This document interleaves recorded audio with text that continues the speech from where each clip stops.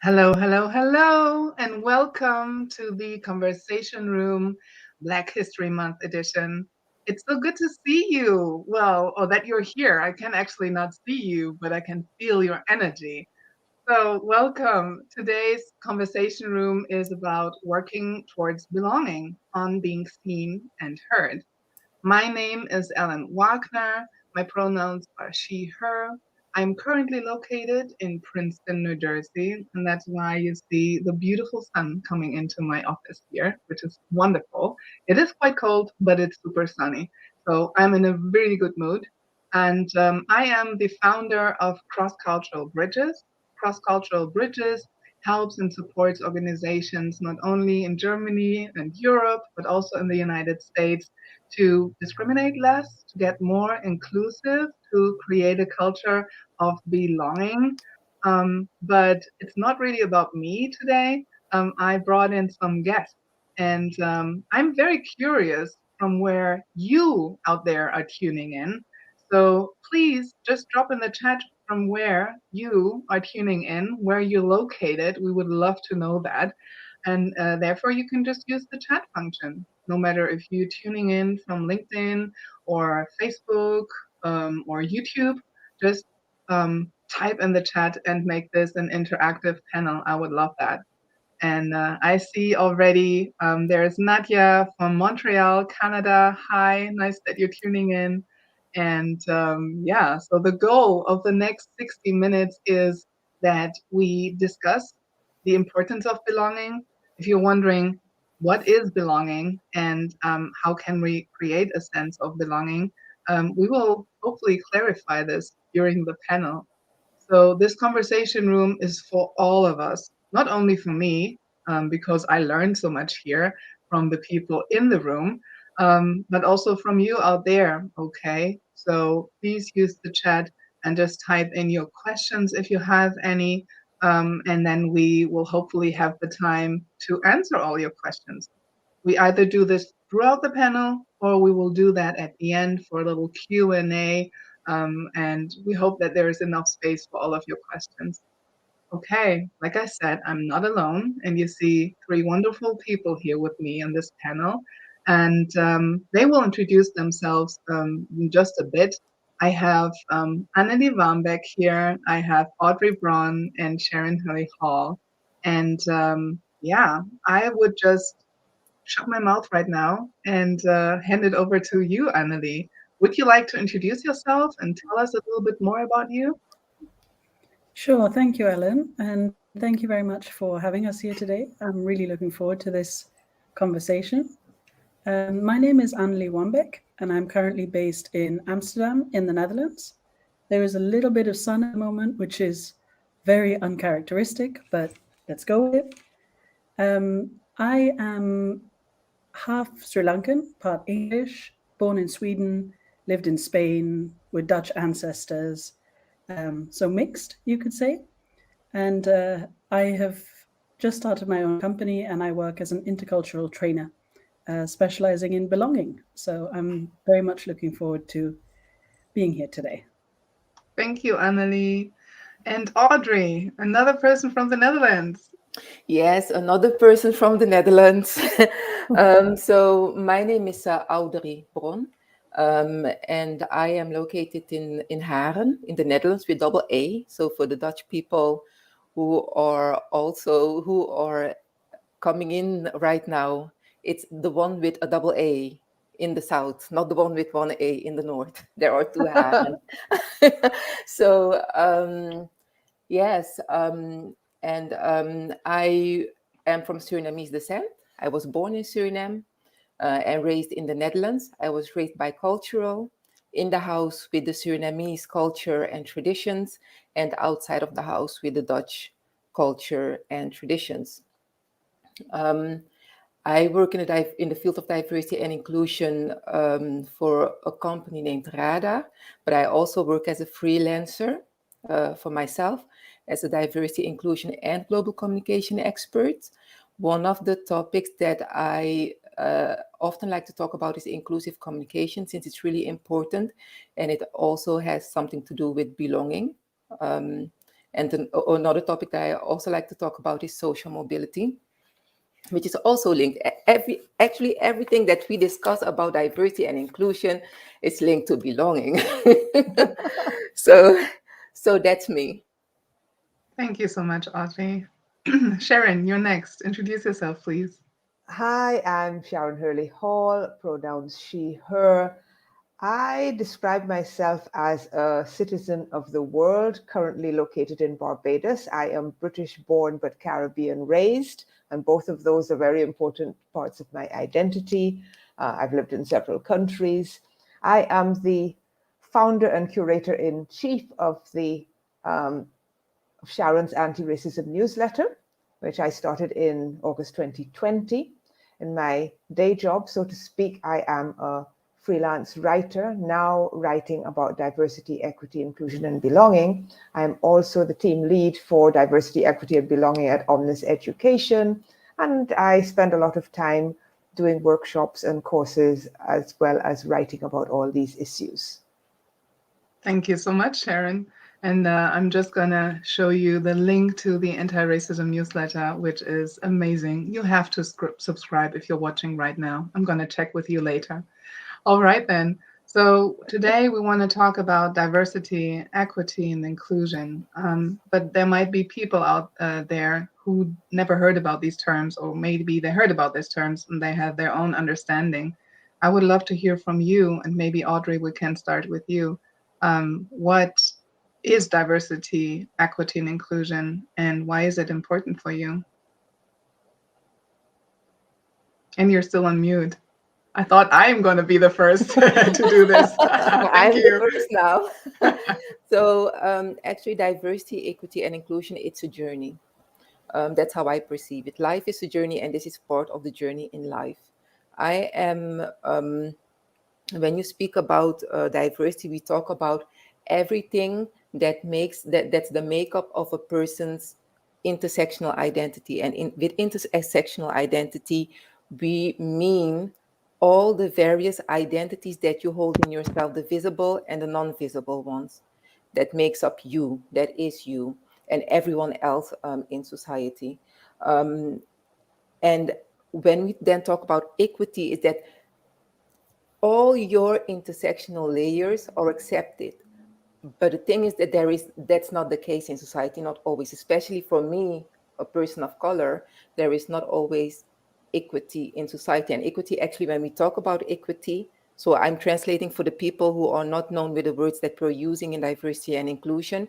When we talk about inequity, we're talking about injustice. So treating people unfair so that they cannot live an equal life as other peoples in society. They do not get the fair opportunities to reach whatever that they want.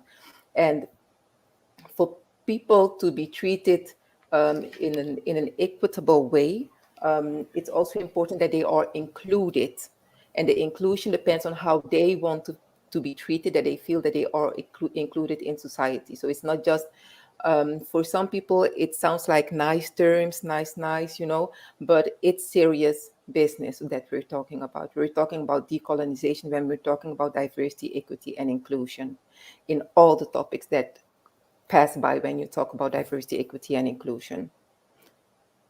And for me, as a person of color who has a migration background, first generation migration in the Netherlands, it's even more challenging because in some ways you're pioneering. So you're the first in your family, for example, that might have traveled for any reason whatsoever.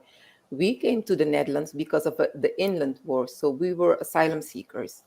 Many people that have left their country as migrants can be asylum seekers, economic reasons whatsoever, that you leave the country. But for me, diversity, equity, and inclusion is important because I live in the Netherlands where the population is predominantly white. So that brings a lot of challenges with it, living in the Netherlands. And I've experienced things in my childhood and as an adult that I do not want other people to experience. So for me, what it means is treating other people fair so that they do not experience inequality or inequities, unfair treatment in life. I love that. Thank you so much, Audrey. Sharon, what does it Ah, mean for you and why is it important? I don't even know if I can improve on what Audrey just said, but I think of diversity, equity, and inclusion as the way that the world should be, not gatekeeping resources based on skin color and ethnic origin, about acceptance on all levels and a recognition of our common humanity. And I I tend to think about belonging rather than inclusion, in the sense that if you are deciding to include me, you're still deciding who's in and who's out. And I like the thinking, I like to talk about belonging, because that means we all belong. We all have a part. We're all owed this fairness, this equity, our share of the resources, treatment, good treatment, as opposed to unfair treatment. And so that's kind of what it belongs to me. So when I think about working in this field and writing about this, it's about what can I do to make other people understand that this is the way that it has to be, to guide them where possible as to how they can help to make this happen in their own spheres. Thank you, Sharon. Annelie, would you like to share what it means, diversity, equity, inclusion, and why it is important for you? Of course, I think difficult to follow up on those two answers, but maybe for me, the way I think about it is I think about the quote that is famously going around in D&I at the moment, that diversity is being invited to the party and inclusion is being asked to dance.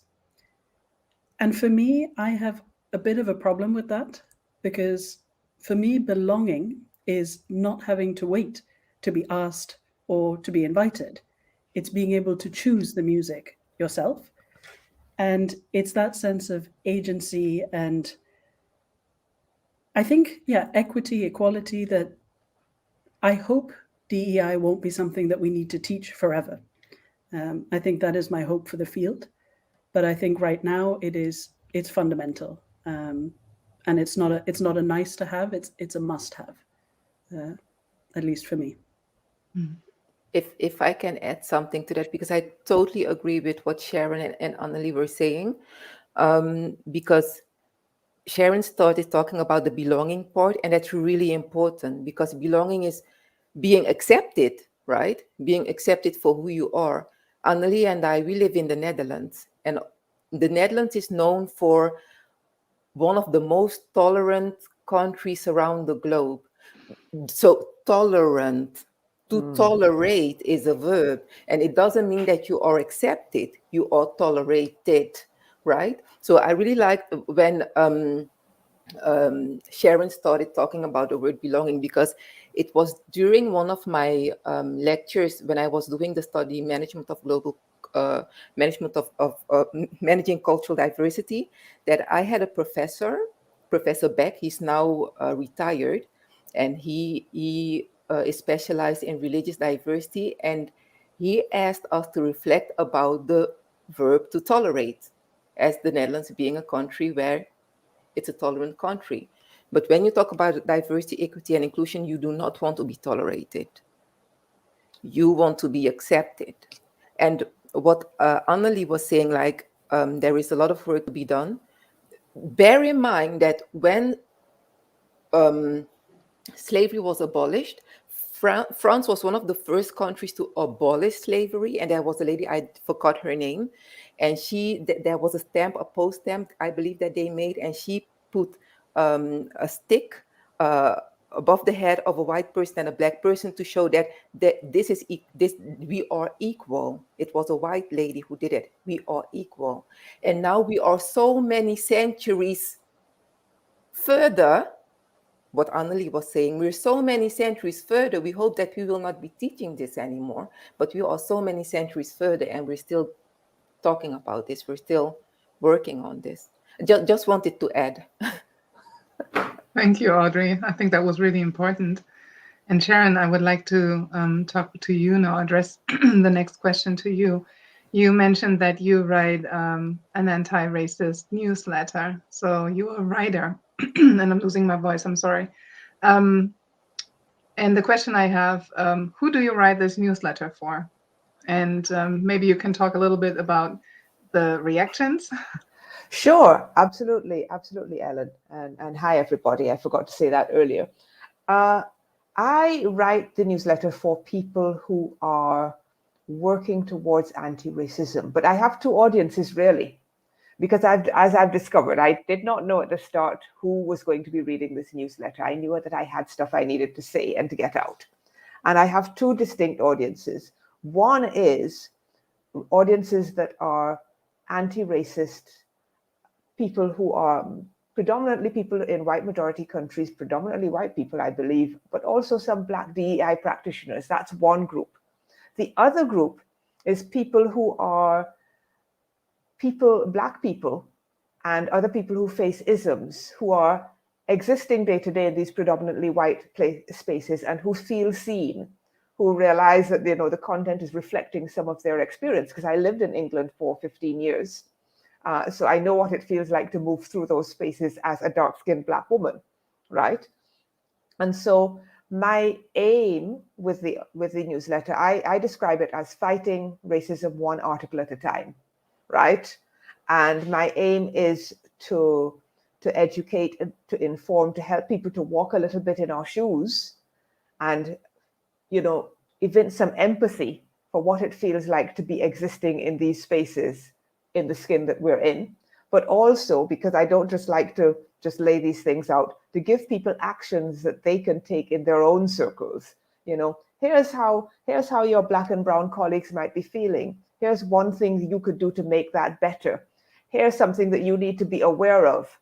Are you acting out of white supremacist notions in your day-to-day without even realizing it? Well, let me make you see it so you can't unsee it. So that's kind of what I'm trying to do with the newsletter. I love it. And can you talk a little bit about the reactions? Oh, sure. By and large, positive.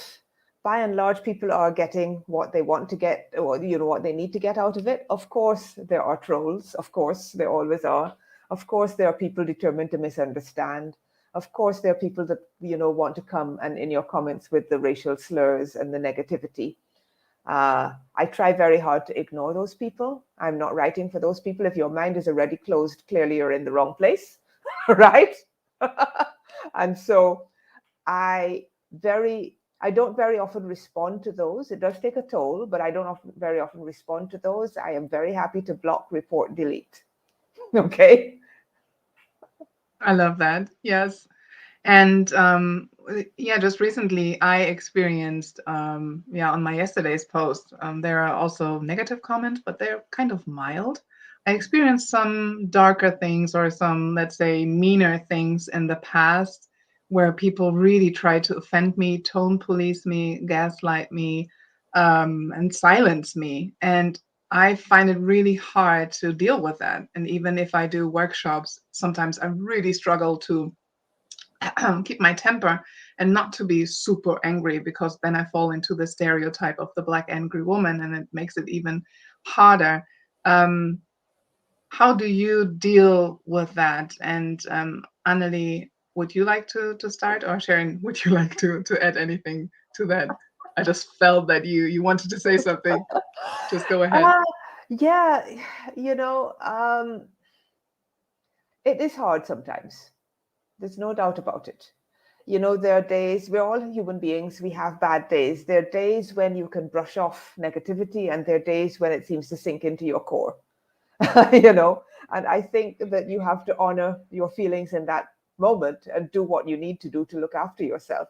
So, there are days when I say to myself, okay, I can't deal with this right now, or, I'm not even going to look at it right now. And then, I go away, I gather myself, go for a walk on the beach, or, go and read a book, watch a trashy film, something like that. And then I come back when I feel strong again and I deal with it. I think we do have to look after our mental health and well-being. But, don't let me hog all the time. Let someone else have say something. Thank you, Sharon. Annelie, please. I think maybe, jumping in on that, as someone who's relatively recently entered the DEI's field in a professional way, I think what I find the most damaging to my mental health, and maybe to others as well, is performative diversity. people doing it as a tick box exercises, whether it's a corporate or whoever it is. Oh, we need a diversity training, we've done it. And I think that's actually more harmful than not doing it in the first place. And I think that also really relates to why people or companies or organizations want to do this. And what I find really difficult is, I think, related to your post yesterday, Ellen, oh yeah, we love your training, we'd love to do it, but I'm afraid we have no budget. And then I start to think, well, are you putting your money where your mouth is? And hopefully we are getting to the stage where more companies and people are doing that. But I think in my experience so far, that is the most difficult to align, or to see the misalignment between what people say they'd like to do and the work that they're actually willing to do. But can I jump in for a second there?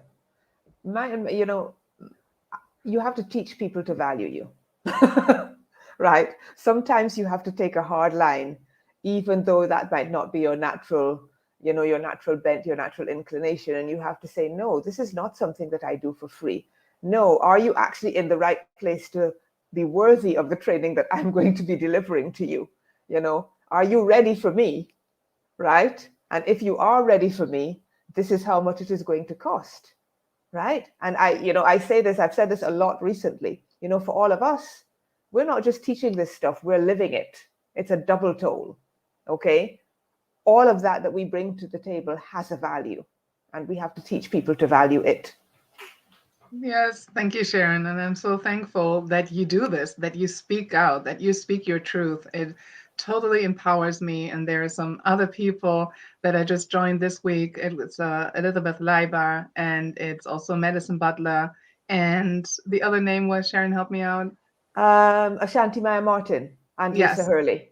Yes, and your sister. And Yes. It was just so inspiring to see people of color, in this case, Black people, speak their truth. And they've been using this term, we do it for the culture and the coins. And I we just do it love for the that. culture and the coins. Yeah, I just love that. And it's not only because we want maybe our own kids to be okay, or us self to be okay. Yeah, we do it for the greater good, and we see the big picture. That this doesn't mean that we do charity, right? This is a work, and we need to get paid. Audrey, would you like to add anything to that, towards reactions and how you deal with that? I totally agree with what has been said by Annelie and Sharon. And it's indeed what Sharon says, when you are ready for it, but do not expect us to wait also until you are ready. Because in the meantime that you are waiting, there are other organizations and other people who are saying, yes, but I'm ready. Let's get started. Let's start working. We're not waiting. Time is on no one's side, right? And also do not push yourself when you're working in this space to do something that you do not want to do. If you do not want to do it for free, don't do it for free. And I'm also following you, Sharon. I'm following you, I'm following Ellen, I'm following Annelie, I'm following all of you. I'm following many people that are in the field of diversity and inclusion. And it brings a lot of knowledge and wisdom. Thank you. Thank you. I think we all learn from each other. We all learn from each other. Every time I see someone else, another Black activist, DI practitioner, person of color, they, say something, suddenly I get an insight and I say, oh yes, here's something else I can do, I can talk about. So I think it's really wonderful to have this community, this sense of community, which I do with all of you and with some of the other people out there. Oh, this is so nice to hear. Yeah, I feel the same way. Annelie, let's talk a little bit about what you do. You say, or you would call yourself an interculturalist. Can you tell us what that is and why intercultural training is needed in today's world? Of course, I think, interculturalist, it's a really difficult word to define because it's actually not in the dictionary, which is a great start. But the way interculturalist is understood is basically someone who can be a bridge between cultures, and someone who is comfortable in more than one culture and who can effectively operate between cultures. And I actually didn't know this was a profession until relatively recently, because I grew up a third culture kid. So I was raised in a country outside of the home country of either of my parents. And I think a lot of us who have been raised like this end up getting into intercultural training, but also seeing the importance of really wanting to share the idea that we all have different perspectives, but they are equally valid. And I think that is what I'm really passionate about when I do intercultural training, is that we make sure that we examine the power dynamics that exist. You know, who is writing the books that we're teaching? You know, where are these theories coming from? And especially in intercultural communication, to what extent do we need to change? You know, do we need to adapt to the culture we're in? Do we stay ourselves? Is there a happy medium? So that's what interculturalism is to me. And what I find really the most powerful work is when you can see other people in a training session or however it is, see that switch of perspective where they say, oh, okay, you know, I've always thought the Dutch are direct, that is a good thing. And I'm not saying it's not, but there are other ways to look at it as well. And for me, it's when people see that I think, okay, I'm doing the work that I'm meant to be doing. And if I'm called an interculturalist, great. But yeah, not a term I knew before, definitely. Mm-hmm. And Annelie, can you tell us when companies call you, why do they call you, or what kind of problem do they have, and how can you solve this problem? Sure. Well, actually, it depends. Sometimes companies don't need to reach the stage where they have a problem. It's usually when they have multinational teams, multicultural teams. I think almost all of us either work cross-culturally or with people of different cultures. And I think we've mistakenly, as a community, started to believe that as we get more globalized and the world gets smaller, cultural differences reduce. They actually don't, of course, but maybe we get better at avoiding the topic or not discussing it. So that is really what companies are starting to realize. Okay, we can see we have, for example, half the team based in India, half in the Netherlands. We are having communication issues. Can you help us with that? And of course, that's something I can help do to facilitate a conversation. But I think what's really important is realizing that I'm not an expert in all cultures, and I would never claim to be. And I don't think any good trainer would. I'm there to facilitate a discussion. And I think that is why organizations like to have somebody to help them through what could potentially be quite uncomfortable conversations. And I think, going back to the mental health topic, we really need to get used to being uncomfortable. And it is work. You know, it's not easy, but it's also not supposed to be. So I like to think that's why companies like to have me there to facilitate, but also to have a discussion amongst each other. It's not a one-way teaching. People learn from each other the best, from their colleagues, from their peers. So I like to facilitate that as well. Can I jump in on that last point that Annelie made about being uncomfortable and being prepared to be uncomfortable? It's so important. At Omnis Education, that's one thing that we say, is that you have to be prepared to have those uncomfortable conversations if you're going to be an anti-racist company. But the thing that really struck me, I was reading a book called The Wake Up by Michelle Meechum Kim. And she talked about not mixing up comfort and safety. So, you know, your desire not to feel uncomfortable, you know, is not the same thing as, you know, Black and brown people being in an atmosphere which is unsafe for them, whether physically or emotionally or psychologically. And so it's really important to separate those two ideas and realize that a little discomfort is a small price to pay for fixing what is a terrible situation that many white people's ancestors helped to start. Thank you, Sharon. That was really important. Thank you. Audrey, you would like to say something? I totally agree with what Sharon just said.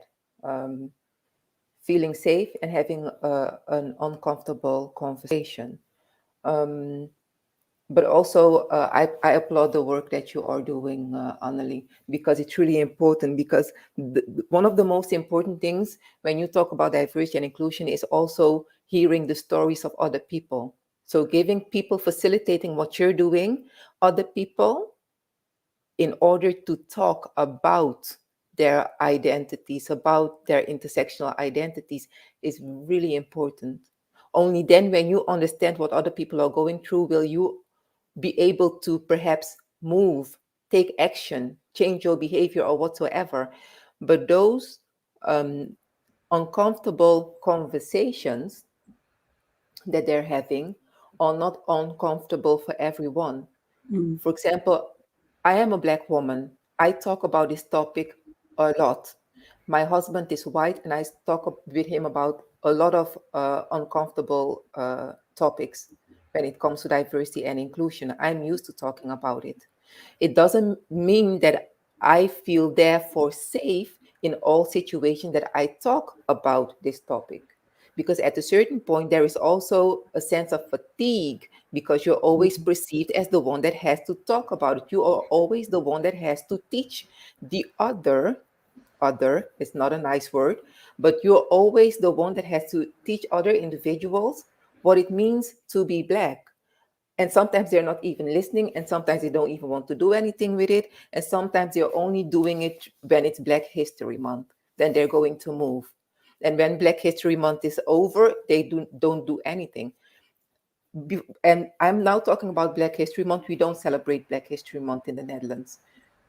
For me, it's always Black History Month every day, 24/7.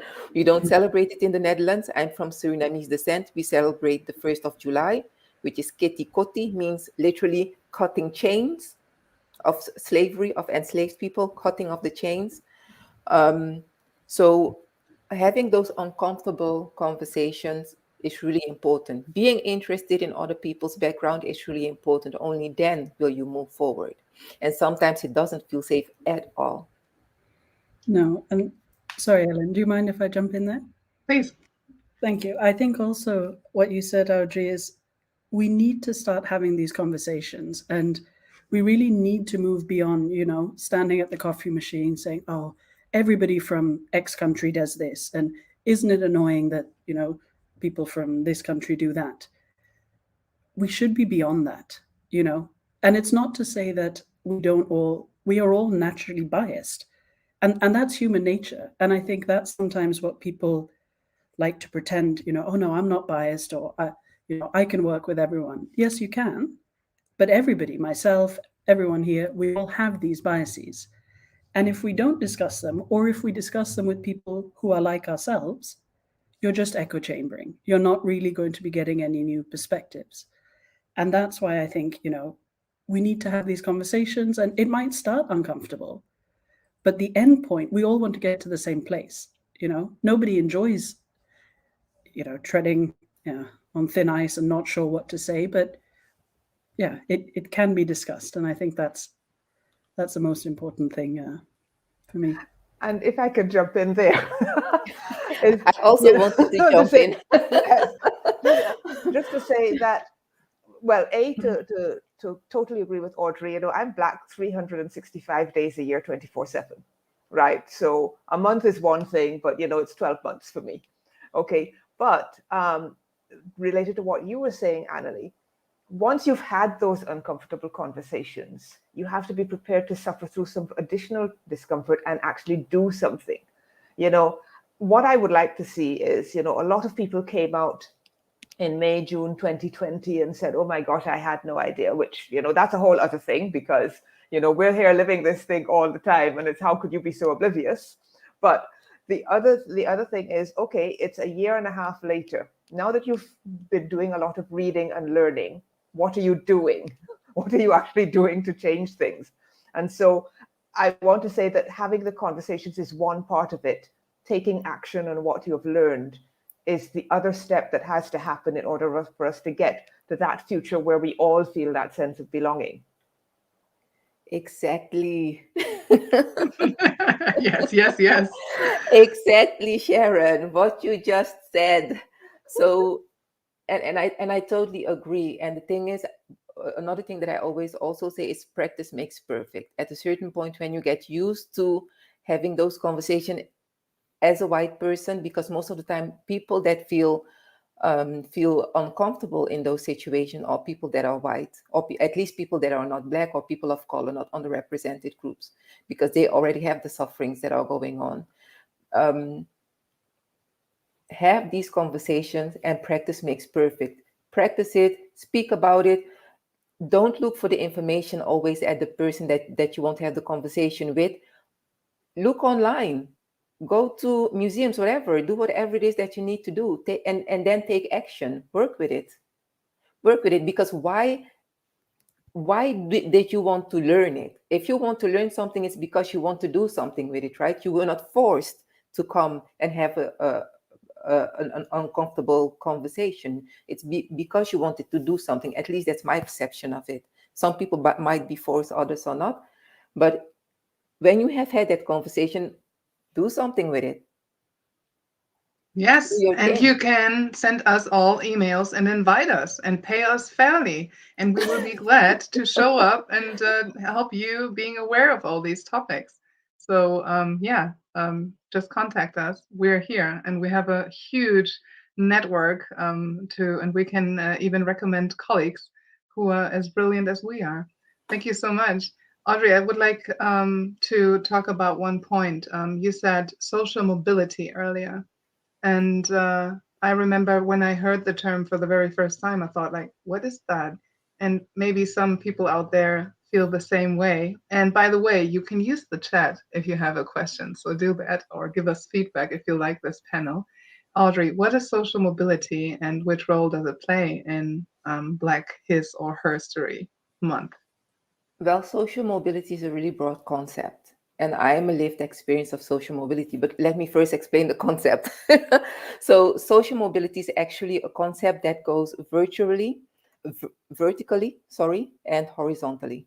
So, horizontally is the intergenerational socio-economic situation that you can have in your families. For example, if everyone in my family, for example, they have doing practical jobs, so not theoretical jobs, sitting in the office, etc., but more practical jobs, there might be a linear line that I will be doing the same thing. For example, if my mom has been, as a Black woman, been a cleaning lady, I might become a cleaning lady too. Or if she has been a nurse, I become a nurse too. Or if everyone in my generational line has been bakers, and each new generation becomes a baker or a doctor or whatsoever. So there's the intergenerational line, which is horizontal. So it's always the same.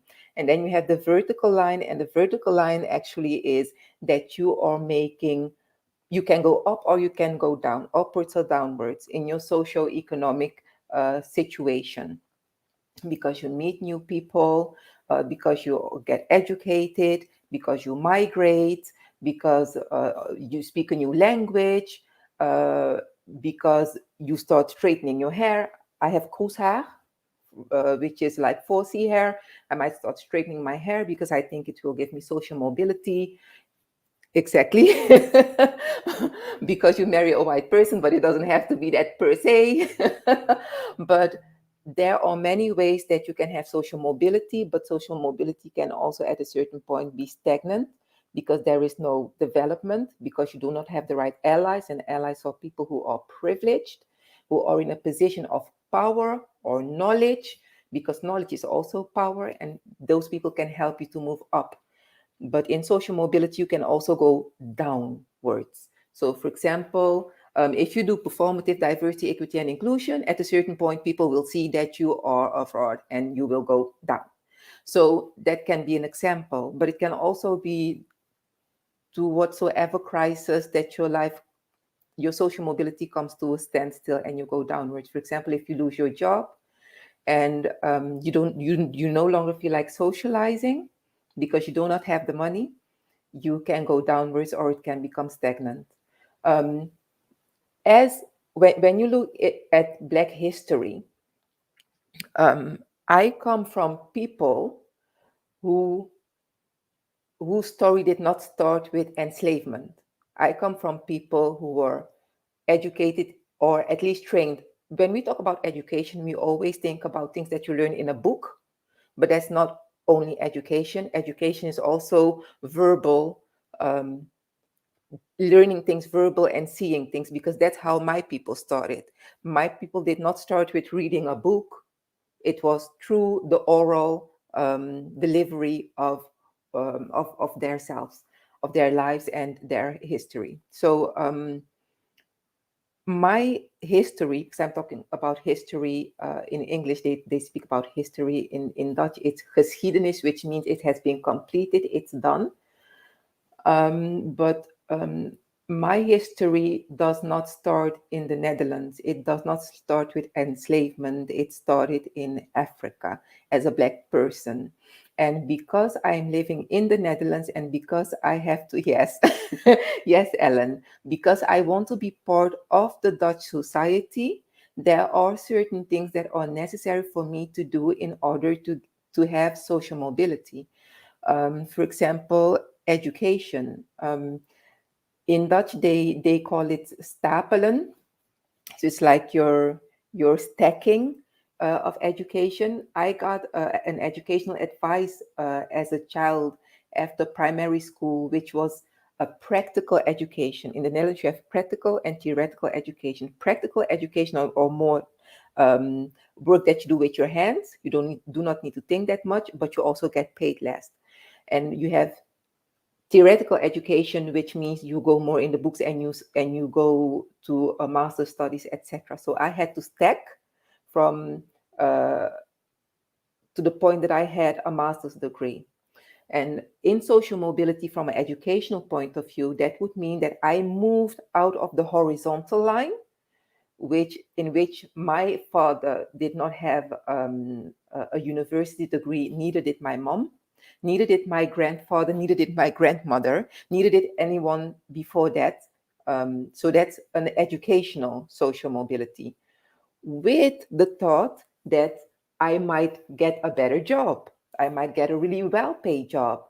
But hello, I'm a Black woman. So the color of my skin might be a stumble point or might be a blockage for me to reach socio-economic, so the economic part of getting there. People might not want to pay the fair price to hire me to speak. People might not want me in their company as an executive person because I am a Black woman. So I'm already mentioning two parts of my intersectional identity. They might not want to hire me. So social mobility can also have obstacles in it. But that's to give an example of what social mobility is. And to come back what you were talking about previously, which was the mental health, if you have a desire for social mobility and it's not working the way you want it to work, it can also give mental health issues because you want it so badly, because you want your generation to move out of a marginalized position, because as a Black woman you were pushed in the margins. You were not born in the margins. All of us were born naked, not in the margins. It is when you're out in the world, at a certain point, you come to the understanding of where you are, which is in the margin as an underrepresented person. So there can be obstacles to social mobility, and the obstacles can be something that is in your physique. It can be something that is in your mental state. It can be so many things in your intersectional identity that can, at a certain point, form an obstacle to social mobility. I hope you can still follow me. Audrey It's a can lot. go on and on and on. So if you want Yes, to hear sorry. more from Audrey, book her, okay? And as you can see, she really knows what she's talking about. Thank you so much, Audrey. But we have two questions. Annelie, you wanted to answer the question by Thomas, is that correct? I'm happy to let Sharon go. I actually just responded to Thomas in the You did. Okay, so Sharon wants to answer a question by Theo, I think, right? So the question, yeah, maybe you can read it, Sharon, and answer it. Or is it, no, it's this one.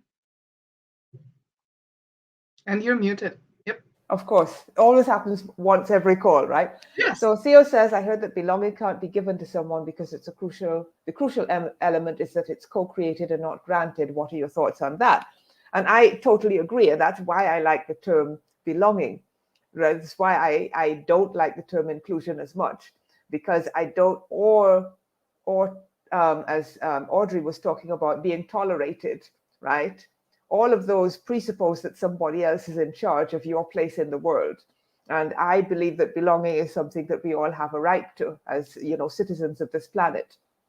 And therefore, that is the term that I prefer to use, because it is something that belongs to all of us. We belong, it's kind of circular to say that, but we all belong as of right. And therefore, it's not something that can be granted. And the whole point of DEI work and anti-racism work is in trying to get other people to recognize that right that we already have, and to treat us in a way that is in accordance with that right that we already have, with that place in the world that we already have, that we are already entitled to. So I hope that answered your question, Theo. Thank you so much. Yeah, maybe Theo, you can type in the chat, and I say hi to Sweden, Theo. So nice that you're here. I hope it's the right Theo that I know. Okay, and Annelie, maybe I know you answered here, but maybe others are also interested who are not on the channel of LinkedIn. What Thomas asked and what you answered. Yeah, of course. I'm just looking for Thomas's question. I believe it was, where do you feel a sense of belonging? There you go. Do you have examples or situations where you felt like you belong? And what I responded was, I think this is one of them. And finding a community like this where I don't have to kind of think, how am I being perceived? I think when you can truly be and say what you think, that creates a sense of belonging, at least for me. But also what I said was, I used to think I belong nowhere culturally. Am I Swedish? Am I English? Am I Sri Lankan? Or am I nothing? And I think now I'm really starting to believe that maybe I belong everywhere. And that is it's a slow realization. But I hope with intercultural training and work, we can realize that maybe I'm not 100% Swedish, and you're not 100% from Barbados or wherever, but we have all these parts in us. And it's actually this mix that make us who we are. And those are the spaces that we should be belonging in, because we're not going to fit in one that's, completely binary, I suppose. I love that. Yeah, I Sharon, totally agree with Annelie there. I've always had this feeling, because I've been a perennial outsider, I think, wherever I've been. And I've had to come to the realization that that is a part of me. And therefore, it means that I can go into a number of spaces and fit in as well.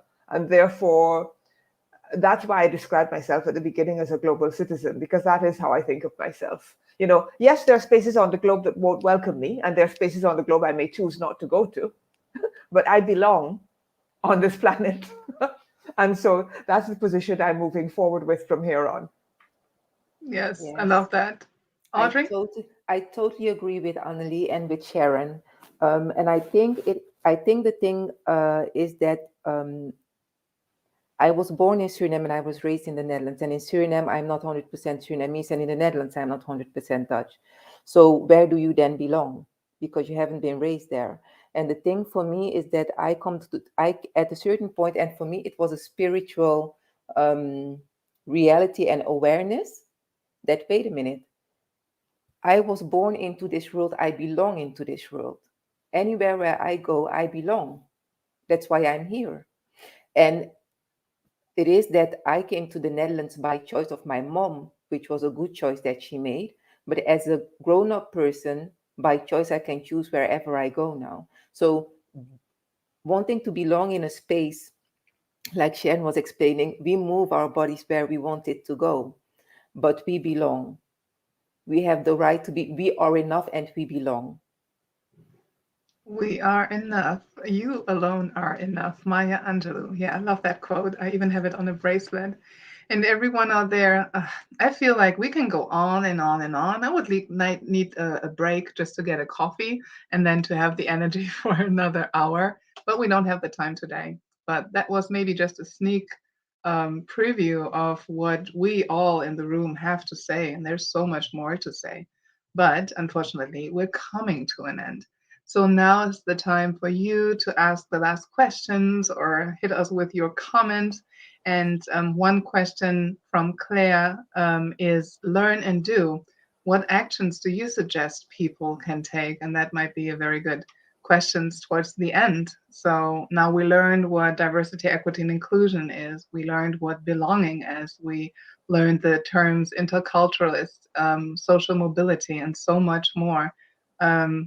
If you can address anything, any advice to the people listening, and maybe Sure. also the people marginalized who are marginalized, and also the very privileged people, what is it Sure. that you would like to tell them? People have to use your privilege for good. First, be aware of it, right? That's part of the learning. And maybe you can explain privilege one more time. I mean, Audrey Yes. said it before, but just to be clear. Privilege is about those unearned benefits that you have, often by dint of the color of your skin. We all have privileges, many of us, by, sometimes because of education, sometimes because of, where we happen to grow up or whatever. But in particular, white privilege is the privilege that you enjoy because your skin happens to be of a certain hue that people who are not of that hue do not enjoy. And it doesn't necessarily mean that you're rich. It just means that there's a certain way in which you move through the world, and there's certain hassles you don't have to deal with. In a sense, it can be with the barriers that are not in your way, the obstacles you don't face, right? And yes, exactly, Ellen. Fewer hurdles and barriers. And so being aware of this privilege is the first step through your learning.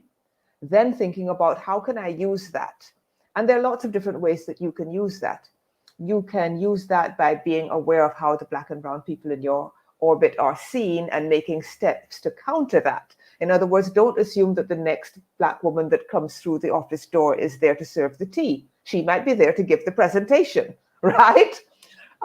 Do you have people in your organization that you could mentor, that you could help to open some of those doors that would normally be closed to them? Are you stepping aside and making space for the Black and brown people you see on the street, right? Are you checking yourself when you think that a person might be a potential threat just because of the color of their skin, right? Those are just a few examples. I'll leave space for other people to speak. I think, oh, sorry. Yeah. One of the things. Go ahead. I'll be quick. In terms of action that we can take, in a way, we're kind of preaching to the choir here, because everybody here who is attending this wants to learn and wants to know more, and probably also in the field of DEI themselves. So for me, the steps to take are really to share with your greater community, whether that's your company or your work or your school or wherever it is. Look, we need to learn this together. And then reaching out to people who can teach this. And I think, yeah, indeed, don't just ask people if they want to do it. And I think if people are working in this field, it is fair to reach out to them and say, look, we would like your expertise. And I think actually sharing information like that is a positive action that on a group level we can take. I wanted to come back in again. I'm sorry. Sorry, Audrey. Go ahead. Just to say that one of the things that I said very early on when I did the newsletter is that I think of it as a ripple effect. I am talking to the people whose minds are already open, who know there's something to learn. And I'm hoping that they take that information out into their circles with the people that might not come and learn from me directly, but that are open to learning from them. And that, by that method, we get the word out there and more people learn about what needs to happen next. Yes, Audrey. I agree with everything that has been said.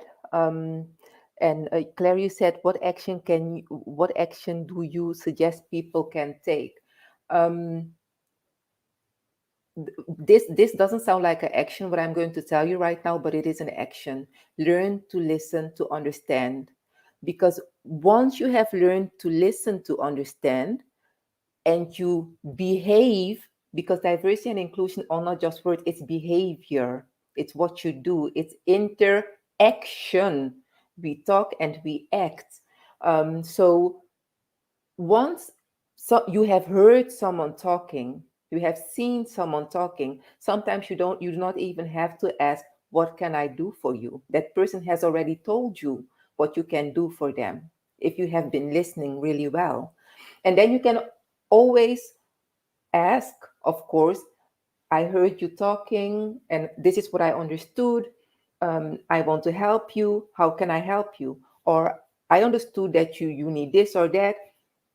Have I understood well? So show that you have been listening. Show your behaviors. Show your action. That is a one-on-one thing that you can do. That's not something that you have to wait for others to come and pick you up and put you somewhere so that you can do something. It's something that you can do by yourself. Show that you have been listening to understand in order to help, in order to act. And that's the action that I want to give you. What more can I add to that? I think we come to a point where it's good to just close this panel. I know that there's so much more to say, but I think for today, and the name of the panel was Working Towards Belonging. That was a very good step for you out there participating today. So we would be really happy to see your feedback in the comments if you like this panel and if you want more and if you want to see the people again. And I hope we will do that again. Sharon, Annelie, Audrey. Okay, I will have this on tape that you agreed now.